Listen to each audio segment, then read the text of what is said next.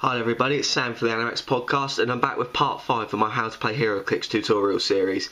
I've been having some really great feedback on the first 4 parts, so I'm glad you're all enjoying it and that it's helping some new players understand the rules a bit. I've had a few comments talking about, oh, you got a rule wrong, you got this. Basically, each of the videos I've shown you so far, I'm not going to use any rules except what we've gone over so far. So stuff like adjacency wasn't used in part 4 simply because we haven't gone over the rules of adjacency yet. So what I'm going to talk about today is terrain on the map and how it affects movement and line of fire and all this sort of stuff. Essentially, you've got obviously your maps split into your squares, and most of your map is going to be clear terrain. It's just plain, you can move across it as normal.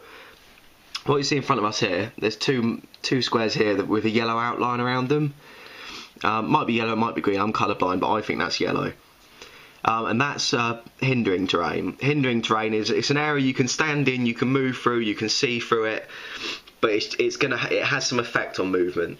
So I've got Deadshot here. Deadshot's just a standard character, nothing special. He doesn't fly, he's just a walker.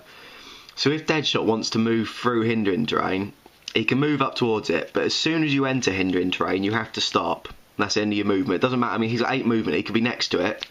As soon as he moves in, that's it, it's the end of his movement because he's entered into the hindering terrain. It's slowed him down. But it also has an effect as well when you're coming out of hindering terrain. So if you start your move inside of hindering terrain, you're going to have to half your move value when you come out. So although he's got a move value of 8, he's actually going to move 4 squares when he leaves the hindering terrain. So it should be 1, 2, 3, and he's disappeared off the camera there. There is an exception to this rule, which is flyers. So I've got Quasar there from the Galactic Guardians Fast Forces, who's a really great figure that I really like. Because he's a flyer on his base, he can move in and out of hindering terrain as he wishes. It doesn't stop him. So even if he's up here, normally if he was a walker, he'd come into there and that would be the end of his movement. But because he can fly, he can actually fly straight into the second part of the hindering terrain without having to stop. And that also applies when he's leaving. So whereas Deadshot, when he left, had to half his move value, Quasar can still use his full 10 movement value coming out.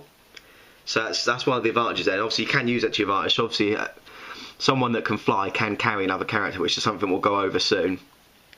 So you can always use that to your advantage, to use Quasar to move in, and he can carry Deadshot in, and carry him out as well, so Deadshot doesn't sort of, suffer from that half movement. The other thing hindering terrain does is it has an effect on line of fire when you're attacking someone.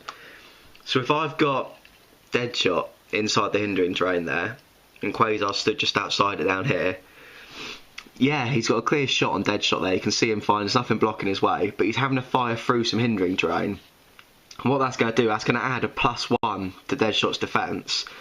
Now, it doesn't matter how much hindering terrain, even if it's like that, so he's got 2 squares of hindering terrain through it between them now, it's still just a +1 to defence. So it's not for each square of hindering terrain, it's just if there's hindering terrain, +1. So it's another handy way of sort of hiring your defence. If you're playing against a ranged attacker, you can hide yourself in hindering terrain, and it just adds a nice, it's an extra 1 they've got to roll on the dice to get you, basically. There are ways around that, again, as always. Once we get into sort of powers and team abilities, you'll start finding out that there are some characters that can see through hindering terrain, ignore it for movement, that sort of thing, but the basics are that that's how hindering terrain works. Right, so the next type of terrain we're going to look at is blocking terrain. Blocking terrain's sort of signified by this dark green outline around it. As you can see here on this map, we've got the globe from the top of Daily Planet's fallen onto this street, and it's blocking off this large sort of square area here. Blocking terrain is literally, it's an object it's blocking. You can't move through it, you can't see through it. It's a large object. So Deadshot can sort of stand here, Quasar there, and they can't see each other because this is blocking. This is sort of stood up here somewhere, above them. So it's just out of their way. Likewise, you can't move through it. It does get a little bit complicated with indoor and outdoor maps. If it's an indoor map, the blocking terrain is just there. You can't move through it. You can't see through it. If it's an outdoor map, as Quasar's a flyer, he can actually fly over the top of it, so he can still move through the blocking terrain, but obviously he can't stop inside there, so he's going to have to be able to make it all the way across. And that's basically how blocking terrain works. There's not a lot else to it. You can destroy blocking terrain. If you've got a character who's got a damage value of 3 or more, you can give them a power action, and that will destroy 1 block of blocking terrain. But It's a bit different with walls. You can use it as a bit of a tactic to open the map up. With blocking terrain, I mean, you're going to have to sort of use 2 power actions, well 3 power actions, unless you've got ranged attack, just to break through 2 squares of it there, and it's a bit needless really. It doesn't really serve a lot unless you've got actions just to waste, I suppose, really.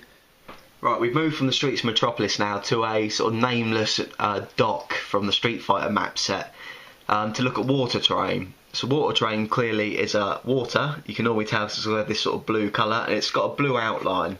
So all your different terrains have a different coloured outline to help you sort of understand them. Water terrain is quite simple.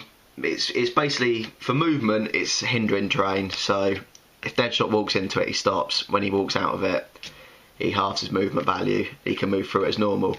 Quasar's a flyer, so it has no real effect on him. Line of fire.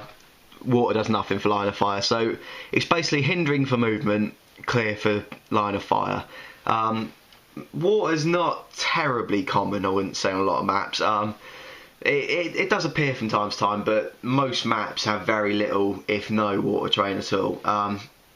Obviously, sometimes some characters like a Name or a Namerita, they have sort of advantages to being in water terrain, so you might want to choose them for certain characters. But mostly it's not a very common feature in maps.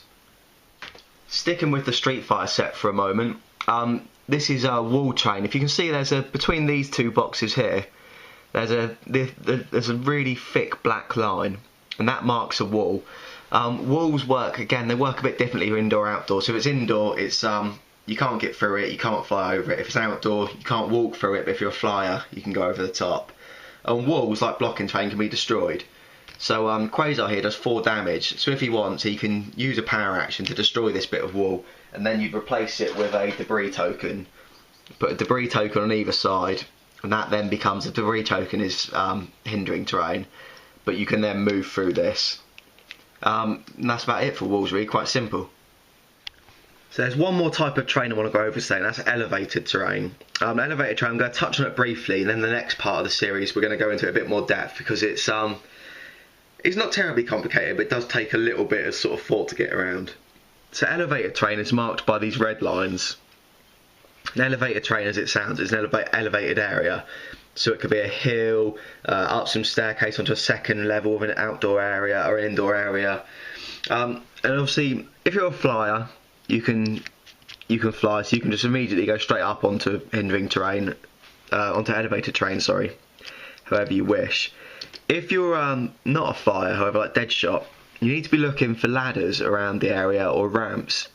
They're always marked. I don't know how well you can see it. But they've got these little triangles here, and they mark the way up and down on any kind of elevated terrain. And they also show you the terrain number, because you can actually get multiple levels of terrain. I think 3 is the maximum at the moment. And you can move up them. They are completely normal. So as long as you're in that square, you can move just up straight as normal as part of your movement. So up or down. Obviously, elevated terrain does make a bit of a difference when you're firing up or down across it, and that's where we're going to go into in the next video, because it's a little bit complicated, and it's going to take 5 or 6 minutes to go over that alone. So that's about it for elevated terrain at the moment. As always, if you want to know more from us, you can find us at anorakspodcast.com, and hopefully I'll see you for part 6 soon.